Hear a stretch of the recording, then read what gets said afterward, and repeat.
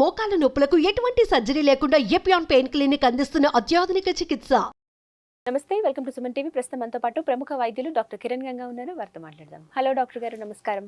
నమస్కారం అమ్మా. డయాబెటీస్ గురించి మనం ఎన్నో వీడియోస్ చేస్తున్నామండి. అంటే ఎలా తగ్గించుకోవాలి, షుగర్ లెవెల్స్ ఎలా మెయింటైన్ చేయాలి, ఏ ఫుడ్ తినాలి, ఏ తినకూడదు, ఇంకా సైడ్ ఎఫెక్ట్స్ ఏమొస్తాయి, ఇవన్నీ ఓకే. కంట్రోలింగ్లో భాగంగా ఈ మధ్య ఒక వార్త నేను చూశానండి, బాగా వైరల్ అయింది.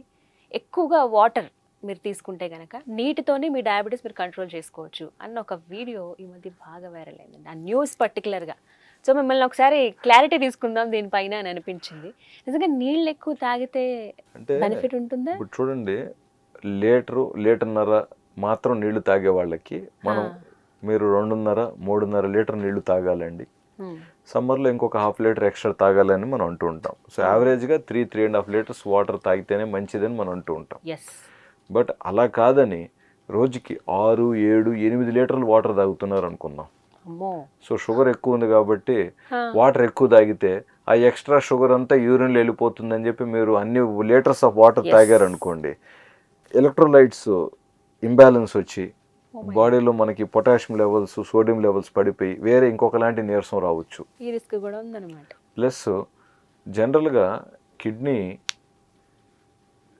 సోడియంని కానీ గ్లూకోజ్ని కానీ రీఅబ్జార్బ్ చేసుకుంటుంది. ఓకే.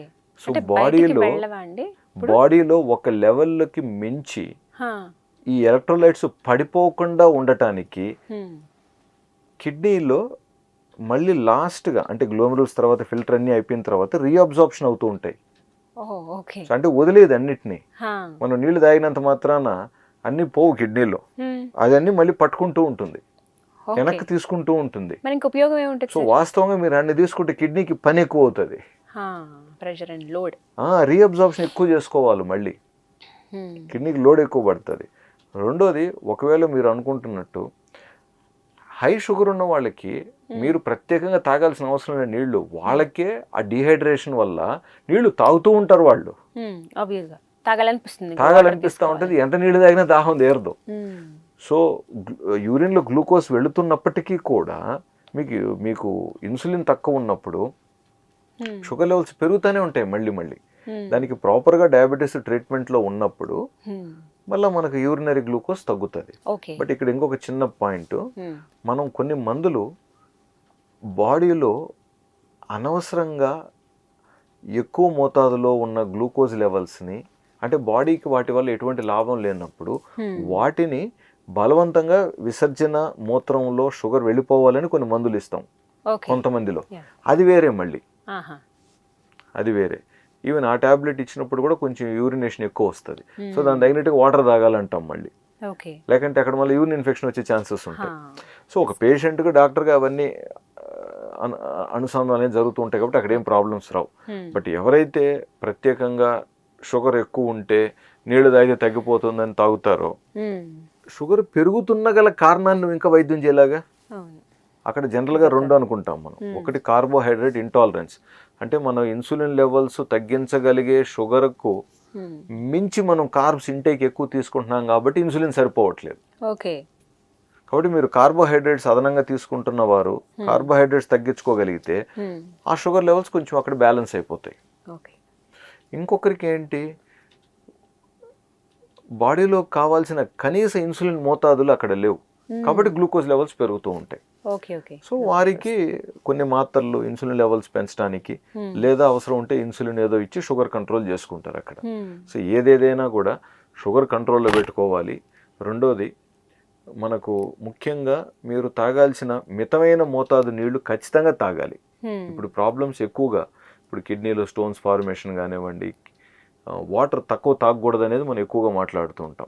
ఎవరో ఒకరు కొంచెం ఎక్కువగా వాటర్ తాగి దానివల్ల ఏదైనా ప్రయోజనం ఉందా అని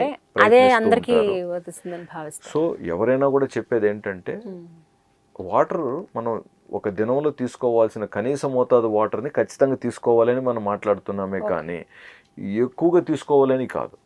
మీరు 5-6 లీటర్లు మినిమం ఎంత సార్? నార్మల్ గా ఎన్ని లీటర్ తాగితే మంచిది అంటారు? జనరల్ గా అరౌండ్ కొంతమంది వెయిట్ బట్టి కూడా చెప్తారు కదా సార్. ఎంత వెయిట్ ఉన్నా సరే ఓవరాల్ గా ఇంకొక 1/2 లీటర్ అటు ఇటు డిఫరెన్సెస్ అంతే గానీ, సో ఒక 3-3.5 లీటర్స్ అంతే. అంతకుమించి మనము ఇప్పుడున్న సందర్భాలలో ప్రత్యేకంగా మనం దాని గురించి ఆలోచించం.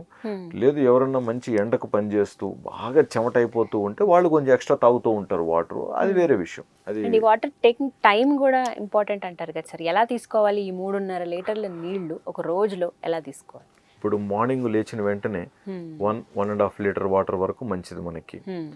బ్రేక్ఫాస్ట్ అయిపోయిన తర్వాత లంచ్ లోపు ఇంకొక 1 లీటర్ వరకు. ఓకే. అదేవిధంగా లంచ్ అయిపోయిన కొంతసేపు తర్వాత నుంచి సాయంత్రం లోపు ఇంకొక లీటరు. అడిగి ఆల్మోస్ట్ మనకు 3 లీటర్స్ వాటర్ వచ్చేస్తుంది మనకి. సాయంత్రం తర్వాత నేను ఇంటికి వచ్చి వాటర్ ఎక్కువ తాగుతానంటే ఇంకా రాత్రిలో మళ్ళీ మూత్రం వస్తూ ఉంటుంది. మూత్రం లేచినప్పుడల్లా నిద్రభంగం అవుతూ ఉంటుంది. ఇవి కొంచెం కరెక్ట్ కాదు మళ్ళీ. ఓకే, ఇదొక మేజర్ ప్రాబ్లం. అంటే ఈ నీళ్లు తాగే దగ్గర కూడా సార్ కొంతమంది గోరువెచ్చటి నీళ్ళు తాగమంటారు, కొంతమంది హాట్ వాటర్ తీసుకోండి మంచిదని అంటారు. వేడి నీళ్ళు ఎప్పుడు పడితే అప్పుడు అలా తీసుకోవద్దు, ఓన్లీ ఎర్లీ మార్నింగే తాగాలి, నైట్ డిన్నర్ అయిపోయిన తర్వాత తాగాలని కొంతమంది అంటారు. ఇవి చెప్పండి సార్ వీటి. జనరల్గా వాటరు ఫస్ట్ మీరు గుర్తుపెట్టుకోవాల్సింది, ఎట్టి పరిస్థితుల్లో కోల్డ్ వాటర్ మన బాడీకి మంచిది కాదు. ఓకే. ఇప్పుడు మనం కొన్ని అడ్వర్టైజ్మెంట్లో చూస్తూ ఉంటాం కదా, ఐస్ వేసుకొని జిల్లు నీళ్లు తాగుతారంటారు. ట్యూబ్స్ ఎలా ఉండాలి?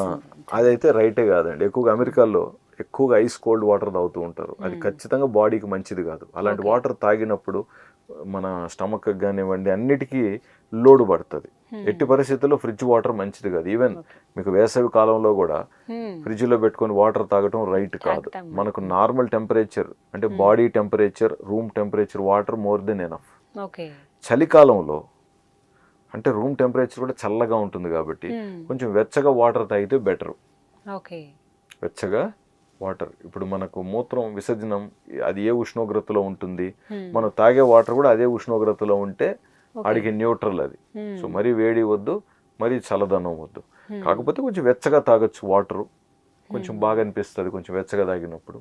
బట్ అలాగని కాలే వాటర్ ఎవరు తాగలేరు, కొంచెం చల్లారిన తర్వాత తాగుతారు. కాబట్టి బేసిక్ కామన్ సెన్స్ ఏంటంటే కోల్డ్ వాటర్ రైట్ కాదు. కొంతమందికి చూడండి, ఒక గ్లాసు పొరపాటున కోల్డ్ వాటర్ తాగినా కూడా ఇమీడియట్ గా వాళ్ళకి సైనసైటిస్ రావటం కానివ్వండి, లేకపోతే దగ్గు రావటం కానివ్వండి, ఇష్యూస్ అవుతూ ఉంటాయి అన్నమాట. ముఖ్యంగా గొంతు రాసిపోవటం కానివ్వండి ఇబ్బందులు అవుతూ ఉంటాయి. సో ఏదేమైనప్పటికీ కూడా కోల్డ్ వాటర్ అనేది మంచిది కాదు.